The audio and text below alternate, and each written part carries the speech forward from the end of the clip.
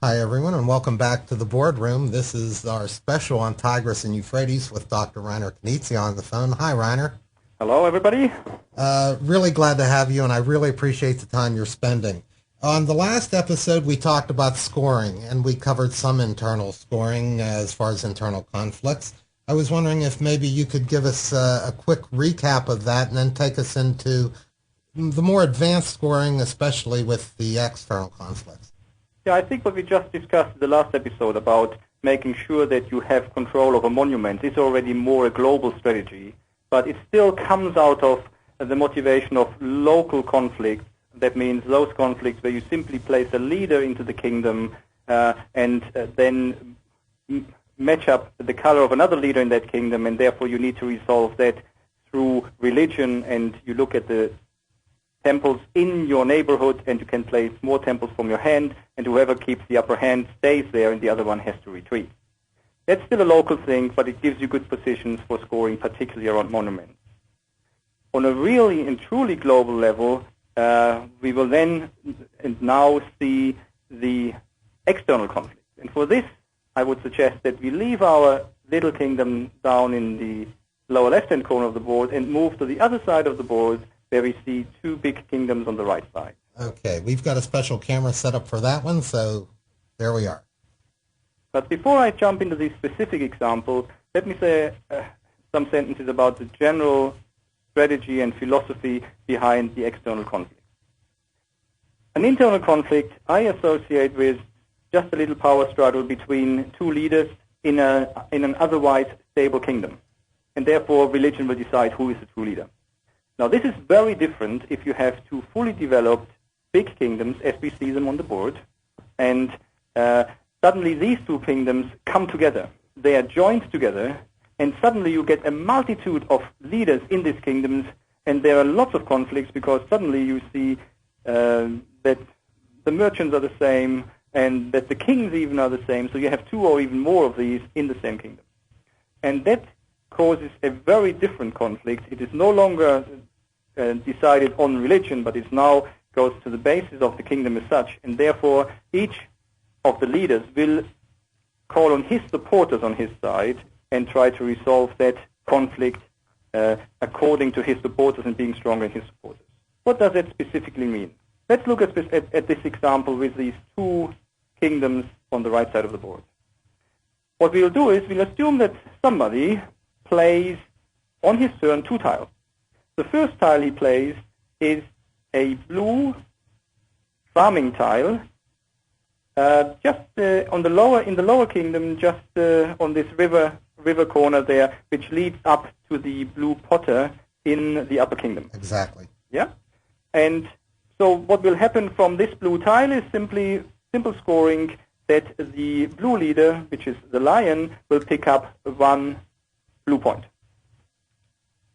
And now in the second activity of the player, he plays another tile, and it doesn't really matter which one, but just let's take one specific one. We put a green one in there. We put the green one, which now links the two kingdoms between the just placed blue tile and the blue potter.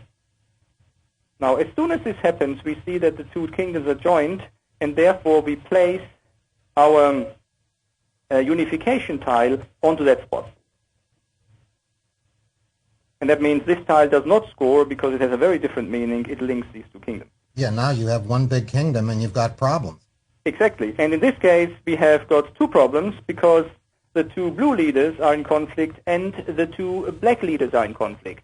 And of course, it could be much worse because if in the upper kingdom there were even more leaders in there, you could have even had more more sure. conflicts. And these conflicts are resolved very differently now, because we are now looking at the resolution of the conflict through the respective colors in the tiles. That means if you look specifically at, let's say, the blue conflict, then the potter in his old upper kingdom has 4 blue tiles in there. So he has a strength of 4. Whereas if you look at the blue lion in the lower kingdom, the blue lion now also has 4 blue tiles in there because we just placed one before linking it up. Exactly. So that means they are of equal strength in this specific case. Again, if we resolve such a conflict, then the attacker, and that's either the player who played and is involved in the conflict, or clockwise the first player who is involved in the conflict, the attacker goes first and can play blue tiles from his screen, in front of his screen, to support his leader. So let's assume that these activities were actually done by the lion. Makes lots of sense, because the lion would have scored the first point anyway for placing the blue tile on the river, and then he links it up because he has the hope that he will actually kick out the blue potter in the upper kingdom, and therefore will be the leader in the whole kingdom. So the lion, therefore, is the attacker. The lion would go first, and if he, for example, played 3 more blue tiles from his hand, then he would have a total strength of 7. And that means the blue potter will have to go if he cannot match this strength. The defender always has to match or be better.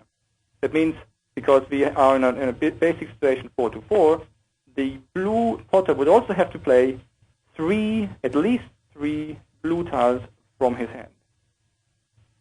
If he can do that, then the blue lion would have to disappear together with all his supporters.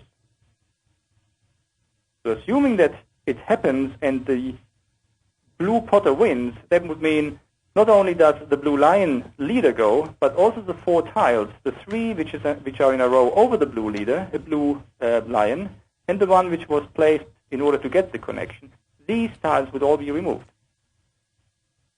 Well, what that does, it seems to me, is there's no longer a link. There's no longer any conflict. That is absolutely true.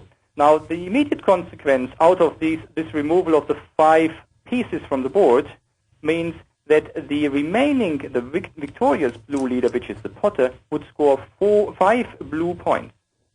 And that is, of course, an enormous increase in his score.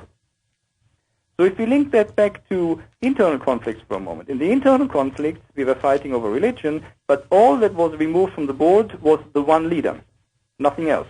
And therefore, we get 1 red point. In the external conflict, that's very important. In the external conflict, we are not fighting over religion, we are fighting over the true colors, and all our supporters are involved in the conflict. And whichever side loses not only the leader, but also all the tiles of the supporting color. And for each tile removed from the board and each leader removed from the board, the victorious leader scores 1 point in that color. Okay, now not only have we eliminated any more conflicts or any need to resolve any further conflict, we have 3 kingdoms now. Exactly.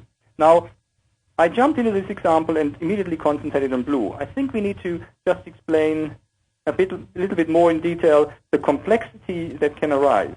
We don't need to change anything on the board, but as we said in the beginning, there was actually not only a blue conflict, but there was also a black conflict. Exactly. And the rule says, once such a unification has happened and these external conflicts create several rivalries between leaders, then they have all got to be resolved. But the player who caused the unification decides on the order in which it is resolved. And that means in this case he would have decided that blue goes first. That, of course, is very strategic, because had the player decided that black goes first, the outcome could have been totally different. Because then the black player would have had to play to count his black pieces in the lower kingdom, and the black player in the upper kingdom would have counted his pieces, and then you would have put more pieces out, more black pieces out from your hands, and then would have seen who is victorious. And then, of course, the scoring would have happened in black. Now, we assumed that the pieces and the unification was played by the blue lion, exactly, by the lion player. And that, of course, was absolutely clear that he wanted to have the blue conflict first. He was not interested in getting the black conflict going, in which he is not involved, and therefore he has no opportunity to score any points. And then still with the risk that if the lower black player loses, that then the link would also be destroyed, because there is a black tile there which actually makes up the link. So it is vitally important, once you create the conflict, that you take the absolutely right strategic choice in which order to resolve these conflicts. I see. A very important decision then. And of course, the conflict is a absolutely devastating situation that occurs. an internal power struggle that leader A replaces leader B is not really a big deal for the kingdom as such. It's just a personal matter, an internal conflict. An external conflict really destroys kingdoms. As we have seen here, the upper kingdom is now as strong as before, but the lower kingdom has actually suffered because it fell apart and all the agronomy, all the farming went out of the kingdom and is actually now two parts which are significantly weaker. Okay, I was just setting the board back the way it is now. Okay. And it seems to me that this is still very easy to explain to a new player, because if the battle and the conflicts are in black, you use black tiles. Yes. In the example we used, it's fought with blue tiles because my advantage was that I had 3 and I wanted to move into that area. I assumed that my opponent did not have that many tiles. Exactly. That's the way you can score a lot of points. If blue is the color that you're working on, that's the way to score 5 points and actually pull the game out with a good external conflict. Absolutely. I mean, external conflicts are difficult to create. You need to have a long-term strategy to grow 2 of the kingdoms together and to make sure that you are then having the upper hand so that you have a strong leader in there and that you can take over the kingdom and that you make the points out of this. Yeah, I think it's important to understand that this doesn't happen just by luck. You have to really plan this during the game. If you think this is just going to happen some point in the game, it's going to light up. It doesn't really work that way. You can see that it was even pretty much for the blue kingdom or the blue tiles, and that just didn't happen. That's the way the game was played on purpose. That is absolutely true. I mean, the starting point always is the scoring system. The scoring system says your lowest color, your weakest area will be your score. So the first thing you need to do is you analyze where is your weakness. And then you go to the board and say, so what do I do about my weak spot? And if your weak spot is in blue, it does not matter if there is a good opportunity to score red. If you have enough red, you don't want to do that. You don't want to waste your turns. You don't need any more red tokens. You want to look at blue, and that means you need to detect, is there a blue monument which I can take over? Is there a war, an external conflict which I can lead and win so that I get good blue tokens? Of course, that all can happen in a way to your disadvantage, because if you don't prepare the external conflict thoroughly, as it happened to the blue lion actually, he wanted to make some points, he linked it up, and essentially he suffered. Not only has he not scored points, but he was also kicked out of his kingdom, so he's now off the board, and means your blue leader is off the board, and therefore cannot score any blue points, and you're in a much worse position and need to start again from the beginning and see where can I actually go somewhere and where can I make some points. So it is a completely different struggle every game. It's not where can I get the most points, it is what do I need in my specific situation, and every game is different, and every game essentially confronts you with new challenges to get out of your problem area. Well, maybe now we can take a look at, and I hope that we've covered that well. I'd like to take a quick look at the treasures and how that is accomplished and how those are part of the advanced scoring.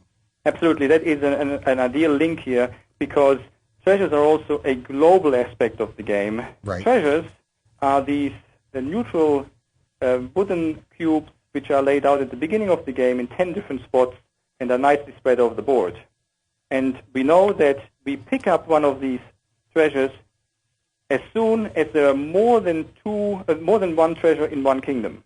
Of course, that also happens when kingdoms grow and when kingdoms are unified and stay unified after the external conflict. Then it's always the merchant, the leader, who has the merchant in there, the green one, will then pick up all the superfluous natural cubes, which are joker scores, from that kingdom. Again, that is a global strategy because it doesn't matter where your problem area is. The natural colored cubes can be used for any color, and therefore they are always good for you. And therefore, when you can pick them up with your green leader, then you would always want to do it, and therefore you would always try to expand, because expansion was a way to gain power, to expand your kingdom by unifying or by growing through tiles, so that you can link in more and more of these treasures and pick them up. It's a very global strategy because everybody has the same objective, and therefore other players will come in and either try to be faster than you or to take over your role as the green leader, and therefore will be in the position to pick it up.